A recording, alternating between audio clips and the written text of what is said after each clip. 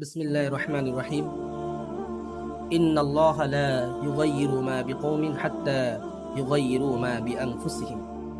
আল্লাহ সুবহানাহু ওয়া তাআলা সূরা রা'দের 11 নম্বর আয়াতে ইরশাদ ফরমান যে নিশ্চয়ই আল্লাহ তাআলা কোন জাতির অবস্থাকে ততক্ষণ পর্যন্ত পরিবর্তন করেন না যতক্ষণ না পর্যন্ত তারা নিজেদের অবস্থানকে পরিবর্তন না করে।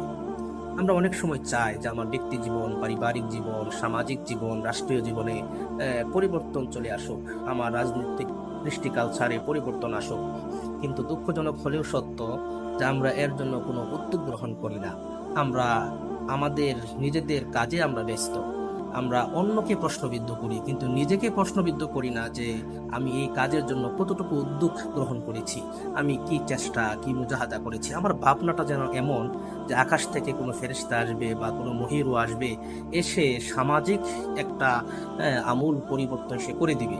কিন্তু এটা তো আসলে দায় সারা একটি চিন্তা ভাবনা, যে অন্যের উপর দায় চাপিয়ে দিয়ে আমি নিজে দায়মুক্ত হয়ে গেলাম। আমার নিজেকে প্রশ্ন করা উচিত যে আমি আমার পারিবারিক জীবনে, আমার সামাজিক জীবনে, আমার রাজনৈতিক কৃষ্টি কালচারে, আমার রাষ্ট্রীয় জীবন গঠনে আমি কি উদ্যোগ গ্রহণ করেছি, আমি কি গাইডলাইন ফলো করেছি, আমি কতটুকু উদ্যমী হয়েছি। এটা আমার নিজেকে যদি আমি প্রশ্ন করি, তাহলে আমাদের দেশটা সুন্দর হয়ে যাবে। এজন্য আমি ব্যক্তি জীবনে যদি আমার পরিবর্তন আনতে পারি, আমার সকল জীবনে ইনশাল্লাহ পরিবর্তন চলে আসবে। আমাদের আসলে ভাবনাটা যেন এমন হয়ে গেছে, আমরা শুয়ে বসেই সকল কিছুর পরিবর্তন চাই। এটা ওই কবিতার সাথে আমাদের ভাবনাটা মিলে যায় যে ইচ্ছা করিলেই হয় না কিছু, আবার ইচ্ছা করিলেই হয়। অলস লোকের ইচ্ছা শুধু কল্পনাতেই রয়। দিনে রাতে অলসেরা কত ইচ্ছা করে, একটাও তার হয় না পূরণ, আফসোস করে মরে।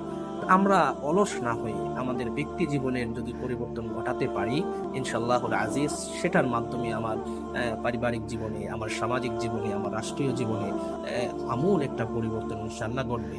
আল্লাহ তাআলা আমাদের সকলকে বোঝার তৌফিক দান করুন, আমিন। ওয়া আখিরু দাওয়ানা আলহামদুলিল্লাহি রাব্বিল আলামিন।